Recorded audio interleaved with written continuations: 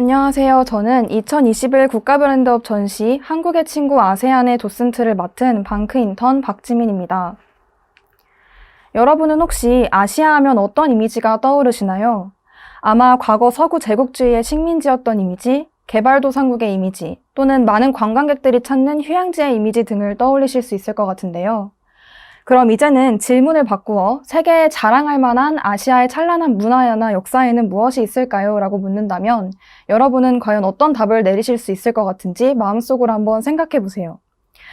아시아에 관심이 많은 분들이라면 쉽게 답을 내리실 수도 있겠지만 그렇지 않다면 그동안 우리가 생각보다 아시아에 많이 관심이 없었다는 사실을 아실 수도 있으실 겁니다.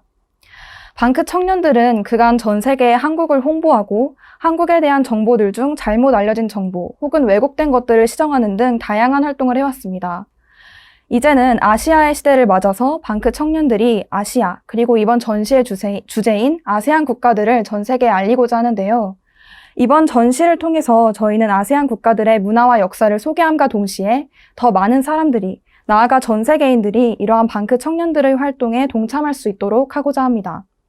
그럼 지금부터 한국의 찬란하고 위대한, 또 소중하고 아름다운, 또 닮은 친구, 아세안 국가들에 대해서 알아보도록 하겠습니다. 먼저 첫 번째로 살펴볼 국가는 한국의 찬란한 친구, 인도네시아입니다. 여러분은 혹시 족자카르타를 알고 계신가요? 족자카르타는 한국의 경주와도 유사한 도시라고 할 수 있는데요. 아마 한국인들이라면 경주라는 이름을 들었을 때 그 자체로 역사가 살아 숨쉬는 도시 혹은 지붕이 없는 역사 박물관 등의 수식어로 불리는 경주를 잘 알고 계실 겁니다. 경주는 유구한 한국 역사 속에서 1000년 역사를 간직한 신라 왕국의 수도인데요. 이는 유네스코에서 지정한 세계적인 역사 도시이기도 합니다. 인도네시아 족자카르타 역시 이러한 경주와 유사한 도시입니다. 바로 도시 전체가 박물관이라고 불리는 곳인 건데요. 이곳에는 유네스코 세계문화유산으로 지정된 세계 최대 불교 사원인 보로부두르 사원과 세계에서 가장 오래된 힌두교 사원인 프람바난이 위치하고 있습니다. 그리고 하단의 이미지를 보시면 한복을 보실 수 있는데요. 이는 한국의 오랜 역사 속에서 한국인뿐만 아니라 지금은 전 세계인들로부터도 사랑을 받고 있는 한국의 전통 의상이라고 할 수 있겠습니다. 지금 제가 입고 있는 의상이기도 한데요. 옆에 나와 있는 바틱 역시 이러한 한복과 유사한 특징을 가진 인도네시아의 전통 문화라고 보실 수 있겠습니다. 바틱은 인도네시아의 전통 염색법에서 시작된 일종의 염색 기법으로 의상이나 제품 등을 만드는 데 사용되는 기법이라고 할 수 있겠습니다. 오늘날 인도네시아를 대표하는 국민 문화라고 할 수 있으며 일상생활 곳곳에서 찾아볼 수 있다고 합니다. 그렇다면 방크 청년들은 이러한 인도네시아와 한국을 어떠한 방식으로 세계에 알리고 있을까요? 먼저 첫 번째로 카드뉴스입니다. 방크 청년들은 지붕 없는 박물관이라는 명성을 갖고 있는 족자카르타를 한국의 경주와 함께 카드뉴스를 통해 세계에 알리고 있습니다. 두 번째로는 디지털 포스터입니다. 방크 청년들은 디지털 포스터를 제작하여 인도네시아의 국민 문화를 상징하는 바틱과 유네스코 세계문화유산인 보로부두르 사원을 소개하고 있습니다.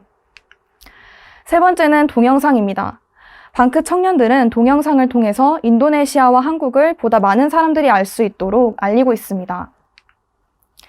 네 번째도 역시 영상인데요. 인도네시아의 자카르타와 수라바야에서 한국을 알린 방크 청년들의 활동을 영상을 통해 소개하고 있습니다. 다섯 번째로는 방크 청년들의 활동 사진입니다.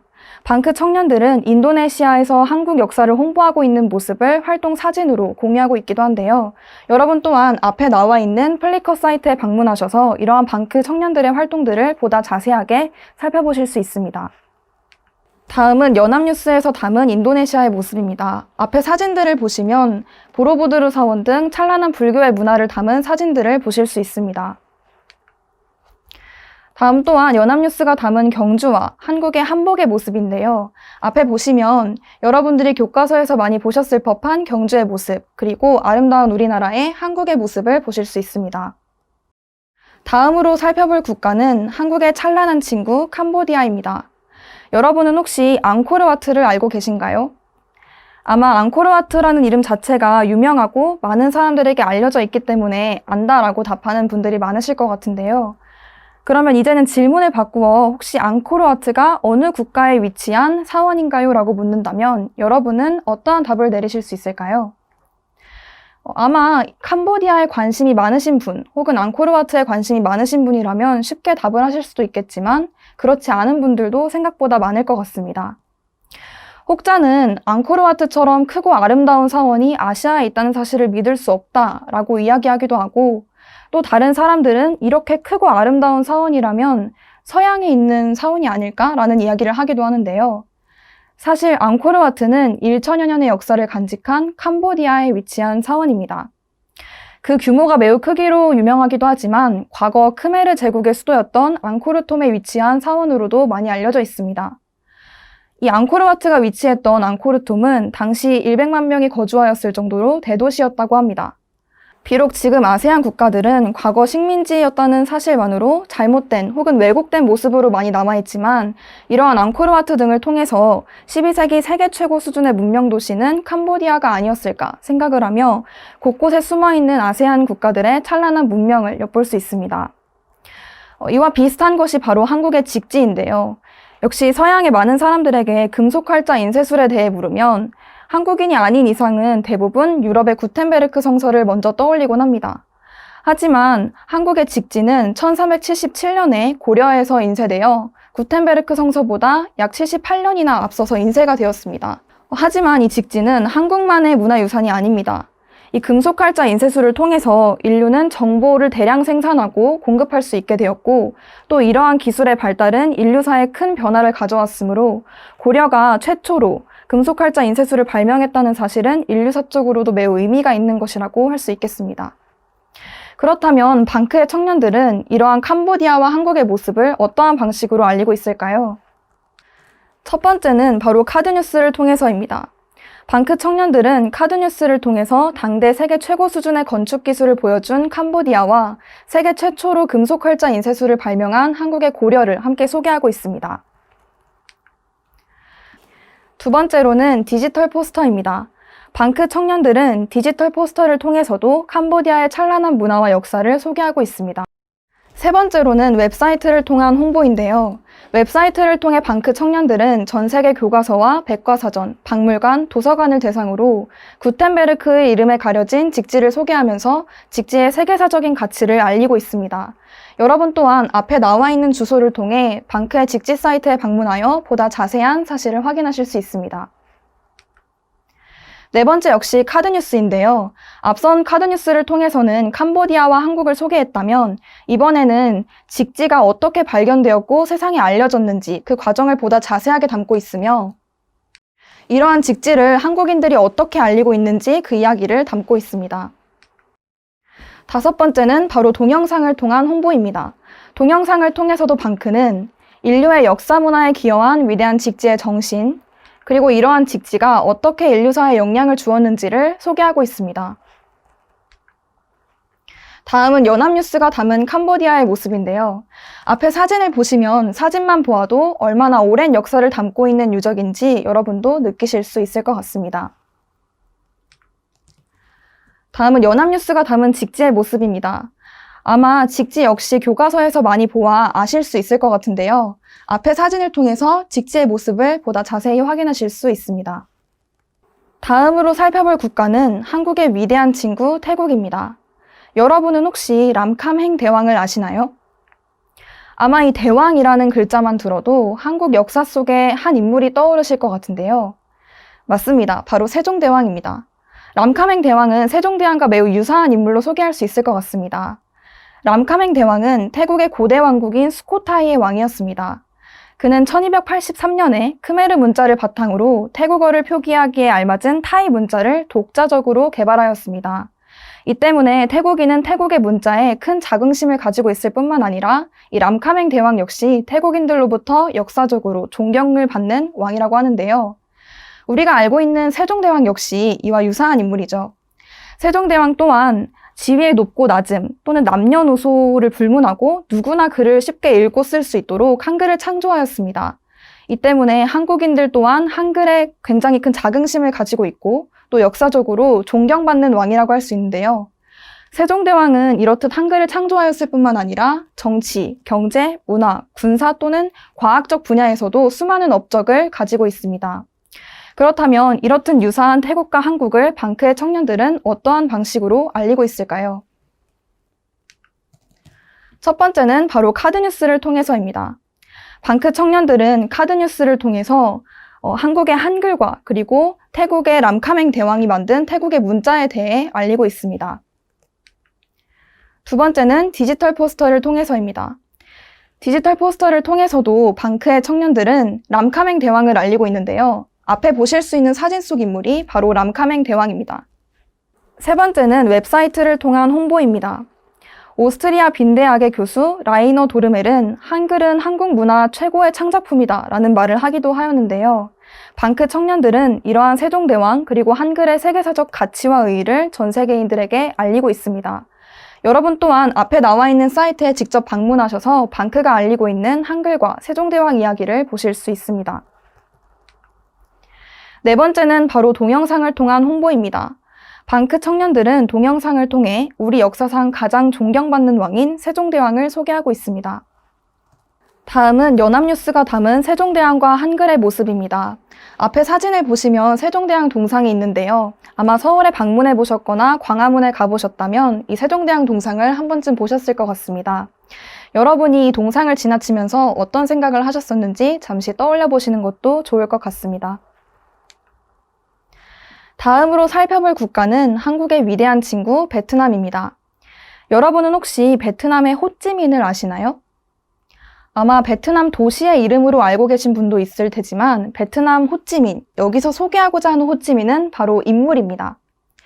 베트남의 호찌민은 베트남이 프랑스와 일본의 식민 지배를 받던 시기에 독립운동을 주도했던 독립운동가입니다. 국가 최고 지도자가 되어 권력을 가진 이후에도 검소한 생활을 한 것으로 많이 알려져 있는데요.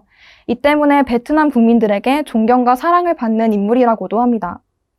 그런데 여기서 여러분은 혹시 이 베트남 호찌민이 과거 한국의 독립운동가들과 교류가 있었다는 사실 알고 계셨나요? 한국의 독립운동가들은 20대 후반 호찌민이 프랑스의 수도에서 독립운동을 할 때 함께 꿈과 우정을 나누며 독립에 대한 열망을 키웠다고 합니다. 프랑스 국립해외영토 자료관에서 발견된 자료인 프랑스 경찰이 호찌민을 감시한 문건에 따르면 호찌민은 당시 일본 제국주의에 저항하는 한국인 독립운동가들의 계획을 거의 똑같이 따르고 있을 정도였다고 합니다. 이러한 베트남과 한국을 방크 청년들은 첫 번째로 카드뉴스를 통해 소개하고 있습니다. 100년 전 베트남의 호찌민과 한국의 독립운동가가 두 나라의 자유와 독립을 향해 함께 꿈을 나눈 이야기를 카드뉴스를 통해 소개하고 있습니다. 두 번째로 방크의 청년들은 베트남 독립의 아버지라고 불리는 호찌민을 디지털 포스터를 통해서도 소개하고 있습니다. 세 번째는 동영상입니다. 동영상을 통해서도 방크 청년들은 베트남과 한국의 청년들이 어떻게 꿈과 우정을 나누고 있는지 또 과거의 베트남과 한국은 어땠는지 전 세계인들에게 알리고 있습니다. 네 번째로는 한국의 독립운동가 홍보 사이트를 통한 홍보입니다. 방크 청년들은 앞에 보실 수 있는 사이트를 통해서 한국의 독립운동을 위해 헌신한 독립운동가들의 이야기를 전 세계에 알리고 있습니다. 여러분 또한 앞에 보실 수 있는 사이트에 방문하셔서 방크가 알리고 있는 독립운동 이야기를 함께 살펴보실 수 있습니다. 다음은 연합뉴스가 담은 베트남의 모습입니다. 앞에 사진을 보시면 베트남 호찌민의 동상을 보실 수 있는데요. 이것을 통해 우리는 독립운동하면 치열한 싸움과 같은 것을 연상할 수 있지만 점잖고 독립에 대한 의지가 가득한 모습을 보실 수 있습니다. 한국의 독립운동가들의 사진을 봤을 때에도 그들의 마음속에는 독립에 대한 뜨거움이 가득 담겨 있었을 테지만 우리는 차분하고 의지가 가득한 모습을 통해 그들의 열망을 직접 느낄 수가 있는데요.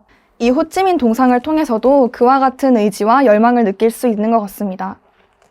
다음으로 살펴볼 국가는 한국의 소중한 친구 말레이시아입니다.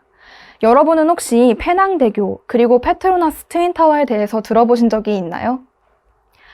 아마 페트로나스 트윈타워의 경우에는 학교에서 쌍둥이 건물이라는 이름으로 많이 배우셨을 수도 있을 것 같은데요.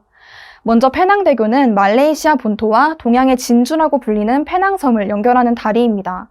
교량의 길이가 무려 13.5km에 달해서 완공 당시에는 아시아에서 최대, 또 전 세계에서 세 번째로 긴 다리로 유명하기도 했다고 합니다. 다음은 페트로나스 트윈타워입니다. 이 페트로나스 트윈타워는 높이 452m로 1998년에서부터 2004년까지 세계에서 가장 높은 건물이었습니다. 한국 기업 삼성물산이 오늘날 말레이시아를 대표하는 이 페트로나스 트윈타워를 건설하는 작업에 참여하기도 했는데요. 지금까지도 쌍둥이 건물 중에서는 세계에서 가장 높은 건물로 손꼽힌다고 합니다. 이 페트로나스 트윈타워의 두 건물 중에 한 건물은 한국의 기업인 삼성물산이 건설에 참여를 하였고, 나머지 한 건물은 일본의 건설회사에서 건설에 참여를 하였다고 하는데요. 여러분이 어느 쪽 건물이 한국에서 건설을 한 것인지 직접 찾아보시는 것도 재미있을 것 같습니다. 그렇다면 방크 청년들은 이러한 말레이시아와 한국의 협력 그리고 우정을 어떠한 방식으로 세계에 알리고 있을까요? 첫 번째는 바로 카드뉴스를 통한 홍보입니다. 방크 청년들은 카드뉴스를 통해 페낭대교와 페트로나스 타워, 그 속에 담긴 한국과 말레이시아 두 나라의 우정을 소개하고 있습니다. 두 번째는 디지털 포스터인데요. 방크 청년들은 디지털 포스터를 통해 말레이시아의 상징이 되는 페트로나스 트윈타워를 페낭대교와 함께 소개하고 있습니다. 앞에 사진 속에 상단에 있는 것이 바로 페트로나스 트윈타워이고 하단에 있는 것이 바로 페낭대교입니다. 다음은 연합뉴스가 담은 말레이시아의 모습입니다. 사진 속을 보시면 페트로나스 트윈타워의 모습을 보실 수 있습니다. 다음으로 살펴볼 국가는 한국의 소중한 친구 라오스입니다. 여러분은 혹시 와프 사원에 대해 알고 계신가요? 이 와프 사원은 고대 아시아의 찬란한 역사를 상징하는 유적지입니다. 강과 산 사이에 방대하게 걸쳐 세워진 건축물이기도 한 이 와프 사원은 2001년에 참파상 마을의 와프와 관련 고대 주거 유적이라는 이름으로 유네스코 세계문화유산에 등재돼 이러한 라오스의 문화유산을 통해서는 라오스를 넘어 전 세계 인류가 함께 보존해야 할 문화유산을 되살리고 있는 한국의 모습 또한 살펴볼 수 있을 것 같은데요. 한국은 라오스 정부의 요청으로 2013년부터 와프 유적지 복원 사업에 참여하고 있고 2019년 2월에는 그곳에서 금동요니와 진단구 등 중요한 유산을 발견하기도 하였습니다. 당시 발견한 금동요니는 라오스에서 최초로 발견된 것으로 라오스 정부는 이에 대해 한국에 감사를 표하기도 했다고 하는데요. 이러한 라오스와 한국의 우정을 방크의 청년들은 어떠한 방식으로 소개하고 있을까요? 첫 번째는 바로 카드뉴스를 통한 홍보입니다. 방크 청년들은 카드뉴스를 통해서 라오스의 와프 사원 유적, 그리고 한국이 이 유적지의 복원 사업에 참여하면서 어떠한 성과를 내었는지를 통해 양국 간의 우정을 소개하고 있습니다. 두 번째로는 디지털 포스터입니다. 방크 청년들은 디지털 포스터를 통해 세계문화유산으로 등재된 와프와 관련 고대 주거 유적을 소개하고 있습니다. 다음은 연합뉴스가 담은 라오스의 모습인데요. 사진만 보아도 얼마나 오랜 역사를 담고 있는 유적지인지 한눈에 알 수 있을 것 같습니다. 다음으로 알아볼 국가는 한국의 아름다운 친구 미얀마입니다. 여러분은 혹시 쇠다곤 파고다를 알고 계신가요? 이곳은 미얀마 국민의 마음의 고향이자 찬란한 불교 문화를 상징하는 곳인데요. 그 규모도 엄청나지만 황금 불탑으로 유명한 곳이기도 합니다. 이 탑의 꼭대기에는 4,448개의 다이아몬드를 비롯한 수많은 보석이 보존되어 있다고도 하는데요. 이러한 불교 사원 하면 한국에도 빼놓을 수 없는 문화유산이 있죠. 바로 석굴암입니다. 석굴암은 천년의 역사를 간직하고 있는 세계 유일의 인공 석굴 사원입니다. 고도의 축조 기술로 인위적으로 쌓아서 만든 인공 석굴로 유명한데요. 이 석굴암을 통해서 우리는 탁월한 건축 기술과 과학적인 설계, 그리고 아름다운 예술미를 종합적으로 보여주는 한국의 모습을 살펴볼 수 있습니다. 방크 청년들은 첫 번째로 카드뉴스를 통해 이러한 미얀마의 모습을 세계에 알리고 있습니다. 카드뉴스를 통해 방크 청년들은 세계 최대의 황금 불탑이 있는 쇠다곤 파고다를 우리나라의 석굴암과 함께 소개하고 있습니다. 두 번째는 바로 디지털 포스터를 통한 홍보입니다. 방크 청년들은 디지털 포스터를 통해서 미얀마 국민의 마음의 고향이라고 앞서 소개했던 찬란한 불교 문화의 상징 쇠다곤 파고다를 소개하고 있습니다. 다음은 연합뉴스가 담은 미얀마와 석굴암의 모습인데요. 사진만 보아도 이 사원의 크기가 얼마나 웅장한지 느낄 수 있을 것 같습니다. 다음으로 살펴볼 국가는 바로 한국의 아름다운 친구 필리핀입니다. 여러분은 혹시 푸에르토 프린세사 지하강 국립공원을 아시나요? 아마 지하강이라는 이름만 들어도 한번 가보고 싶은 느낌이 들 것 같은데요. 이 강은 강 길이 8.2km로 사람이 들어갈 수 있는 강들 중에서는 세계 최대로 긴 지하강이라고 합니다. 또한 환상적인 풍경을 자랑하고 있으며 다양한 식물과 동물이 살아 생물 다양성의 천국이라고도 불립니다. 이러한 자연의 모습을 생각하면 한국에서도 제주도를 빼놓을 수 없는데요. 제주도는 세계적으로 사례가 드문 유네스코 자연과학 분야 3관왕의 주인공이기도 합니다. 그렇다면 이렇듯 유사한 필리핀과 한국을 방크 청년들은 어떠한 방식으로 소개하고 있을까요? 첫 번째는 카드뉴스를 통한 홍보입니다. 방크 청년들은 카드뉴스를 통해 필리핀과 한국의 아름다운 유산을 소개하고 있습니다. 두 번째는 디지털 포스터를 통한 홍보입니다. 방크 청년들은 필리핀 집회에도 등장하며 세계 8대 불가사의로도 알려져 있는 바나우에 라이스 테라스를 푸에르토 프린세스 지하강 국립공원과 함께 소개하고 있는데요. 하단에 보실 수 있는 것이 바로 이 바나우에 라이스 테라스입니다.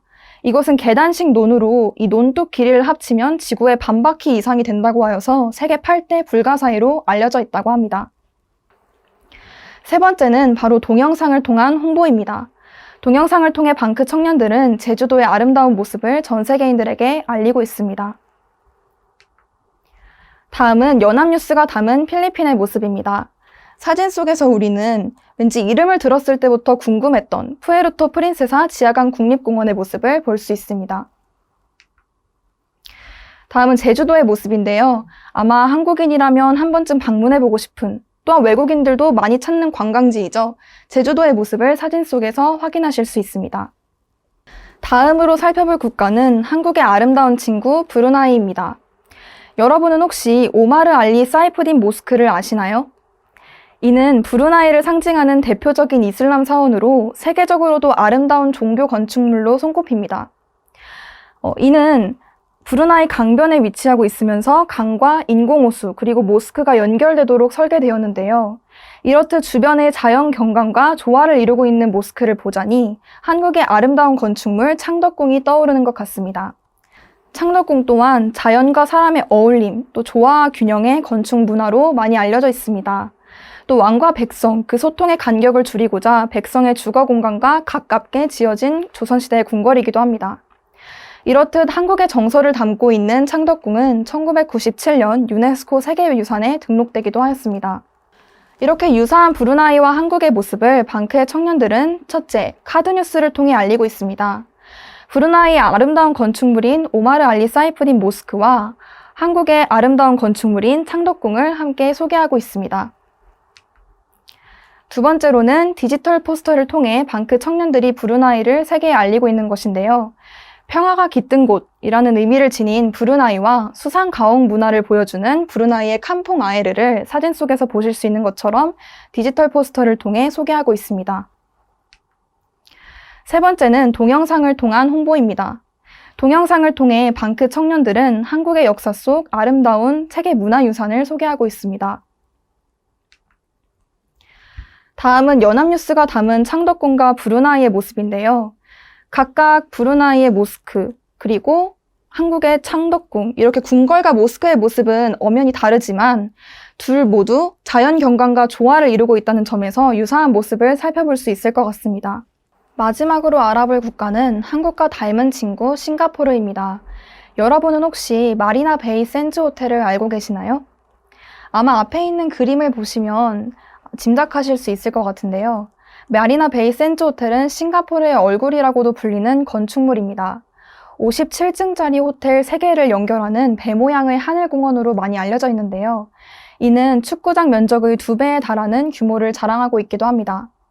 또한 이 마리나 베이 샌즈 호텔의 건설에는 한국의 건설회사인 쌍용이 참여했기 때문에 한국과 싱가포르의 우정을 상징하고 있는 건축물이기도 합니다. 이어서 하단에 있는 그림 속 문양은 싱가포르의 전통 문화와 현대 문화를 상징하는 페라나칸입니다. 이는 싱가포르 도시 곳곳에서 볼 수 있는데요. 이렇듯 아시아의 중심을 넘어 전 세계 무역과 금융의 중심지가 되고자 하는 싱가포르인의 꿈과 도전은 대륙과 해양을 연결하는 최적의 통로에 있는 한반도의 지리적 위치를 지렛대 삼아 전 세계 문화 발전을 주도하고자 하는 한국인의 꿈과 도전과 상당히 맞닿아 있는 것 같습니다. 그렇다면 이렇게 같은 꿈을 나누고 있는 싱가포르와 한국을 방크의 청년들은 어떻게 소개하고 있을까요? 첫 번째로는 카드뉴스를 통한 홍보입니다. 방크의 청년들은 카드뉴스를 통해 전 세계 무역의 중심지 그리고 금융의 중심지로 나아가고 있는 싱가포르의 모습을 소개하고 있습니다. 두 번째는 디지털 포스터를 통한 홍보입니다. 방크 청년들은 싱가포르와 한국의 우정을 디지털 포스터를 통해 소개하고 있는데요. 앞에 포스터에서 보실 수 있는 상단의 건축물이 바로 마리나 베이 샌즈 호텔이고 하단에 있는 것이 바로 페라나칸 문양을 가지고 있는 건축물이라고 할 수 있겠습니다. 그리고 상단의 사진, 하단의 사진 그 사이에 있는 이 조형물은 바로 머라이언이라고 불리는 조형물인데요. 이것 또한 싱가포르에서 매우 상징적인 조형물이라고 할 수 있겠습니다. 세 번째는 동영상을 통한 홍보입니다. 방크 청년들은 동영상을 통해서 아시아의 중심을 넘어 전 세계로 나아가고자 하는 한국의 꿈을 소개하고 있기도 합니다. 다음은 연합뉴스가 담은 싱가포르의 모습입니다. 첫 번째 사진 속 나와 있는 조형물이 바로 앞서 말씀드렸던 머라이언이라는 조형물인데요. 지금은 측면을 통해 보실 수 있지만 자세히 보시면 상반부는 사자의 모습, 하반부는 인어 혹은 물고기의 모습을 하고 있습니다. 그래서 인어를 뜻하는 영단어인 mermaid와 사자를 뜻하는 영단어인 라이언이 합쳐져서 머라이언이라는 이름을 갖게 된 조형물이기도 합니다. 그리고 그 옆에 보시면 저기 멀리 마리나 베이 샌즈 호텔이 있는 것 또한 확인하실 수 있습니다. 그리고 마지막 사진에 나와 있는 문양이 바로 싱가포르의 전통 문화와 현대 문화를 상징하는 페라나칸 문양이라고 보실 수 있겠습니다. 이렇듯 현재 아세안 국가들의 모습은 과거 식민지였다, 혹은 개발도상국, 혹은 그냥 전 세계 많은 사람들이 찾는 휴양지의 모습으로 많이 알려져 있지만 아시아 국가들은 이렇듯 찬란한 문화와 역사를 가지고 세계 경제의 중심으로 빠르게 성장하고 있습니다. 이에 따라 전 세계인들뿐만 아니라 우리 모두는 점점 아시아에 대해 관심을 가지고 있는데요. 이렇게 점점 아시아 시대가 다가오고 있는 지금 우리가 할 수 있는 일은 무엇일까요? 방크 청년은 그에 대한 답으로 아시아인들과 친구가 되는 것을 이야기하고 있습니다. 이를 통해 저희는 아시아 친선대사로서 여러분이 어떻게 활동을 할 수 있는지 말씀드리고자 하는데요. 첫 번째로는 한국에 거주하는 아시아인들에게 관심을 갖는 것입니다. 아시아인들은 멀리 있지 않고 우리 근처에 있습니다. 여러분이 아시아인들에게 관심을 갖고 주변의 친구들과 함께 문화를 교류해 보려고 노력하는 것이 그 출발점이 될 것입니다. 두 번째 활동은 아시아의 역사와 문화에 대해 관심을 갖는 것입니다. 현재 한국은 한류를 통해 전 세계에 알려지고 있습니다. 하지만 알려지기만 하는 것은 일방적인 것이고 우리가 여기에서 나아가 아시아의 역사와 문화에도 관심을 가졌을 때 비로소 쌍방향적인 소통과 교류가 될 수 있을 것입니다. 그리고 세 번째 활동은 서구 언론의 시각에서 바라본 아시아가 아닌 그들이 알리고 싶어하는 아시아의 모습을 우리가 바르게 알고 바르게 알리는 것인데요. 서구 언론을 통해서는 왜곡된 모습이 많이 담겨 있을 수 있습니다. 우리나라 역시 과거에는 우리의 목소리를 직접 내지 못했기 때문에 왜곡된 모습으로 많이 알려지기도 했지만 현재에는 우리가 알리고 싶은 한국의 모습을 전 세계인들에게 소개하고 있습니다. 이처럼 아시아의 모습 또한 아시아가 이야기하고자 하는 아시아의 모습을 통해 우리가 바라보고 이를 알릴 수 있어야 합니다. 그리고 네 번째 활동은 바로 SNS를 통한 소통입니다. SNS를 통해서도 우리 주변에 있는 아시아인들을 만날 수 있는데요. 그들에게 한국의 역사를 소개해주고 또 아시아에 대한 역사를 알아가는 것 또한 중요한 활동이라고 할 수 있습니다. 다섯 번째는 아시아 문화의 중심국, 대한민국을 꿈꾸는 것입니다. 한국이 지리적으로 아시아의 중심을 넘어 아시아 역사와 문화의 중심으로 자리 잡을 수 있도록 우리가 한국의 역사와 문화 또한 전 세계에 바르게 알리는 것이 필요할 것입니다. 여섯 번째 활동은 아시아의 역사와 문화를 전 세계에 바르게 알리는 것입니다. 앞서 이야기했듯 아시아의 문화와 역사를 바르게 아는 것도 중요하지만 이를 우리가 바르게 알리는 것 또한 중요합니다. 일곱 번째 활동은 오리엔탈리즘과 옥시덴탈리즘을 넘어 동양과 서양의 협력을 주도하는 것입니다. 오리엔탈리즘이나 옥시덴탈리즘처럼 서양의 모습으로만 혹은 동양의 시각으로만 세상을 바라보는 것이 아니라 동서양의 조화를 이룰 수 있도록 우리가 노력하는 것이 중요할 것입니다. 마지막 활동은 앞서 말씀드린 모든 활동을 통틀어서 여러분이 아시아 시대를 이끄는 주인공이 되는 것입니다. 방크에서는 다음과 같은 아세안 역사 문화 엽서를 배포하여 전 세계인들에게 아세안의 문화와 역사를 알리고 있기도 합니다. 앞에 보실 수 있는 주소를 통해 플리커 사이트에 접속하시면 여러분 또한 이 문화 엽서를 보실 수 있습니다. 다음은 아세안의 지도인데요. 방크에서는 앞서 말씀드린 아세안 문화 엽서를 비롯해 앞에 나와 있는 아세안 지도를 통해서도 아세안의 문화와 역사, 또 전통 의상, 인사법 등등 다양한 정보들을 소개하고 있습니다. 마지막으로 방크는 아세안 영상을 통해서도 아세안을 바르게 알리기 위해 노력하고 있습니다. 앞에 보실 수 있듯 아시아 시대를 위해 우리가 할 수 있는 활동은 무엇인지, 또 코로나가 심각한 이 상황에서 아시아인들에게 가해지는 인종차별과 혐오 문제를 어떻게 해결하면 좋을지 전 세계인들에게 소개하고 있습니다. 이렇듯 우리는 한국의 친구 아세안, 그리고 아세안의 친구 한국이라는 주제를 통해 이번 전시를 소개할 수 있는데요. 사실 소개하는 대상 자체는 거창해 보이지만 시작은 여러분 한 사람 한 사람이 아시아의 친구, 그리고 한국의 친구가 되는 것입니다. 앞으로 여러분이 아시아 시대를 주도하는 리더가 되기를 바라면서 이상으로 이번 2021 국가 브랜드업 전시 해설을 마치도록 하겠습니다. 감사합니다.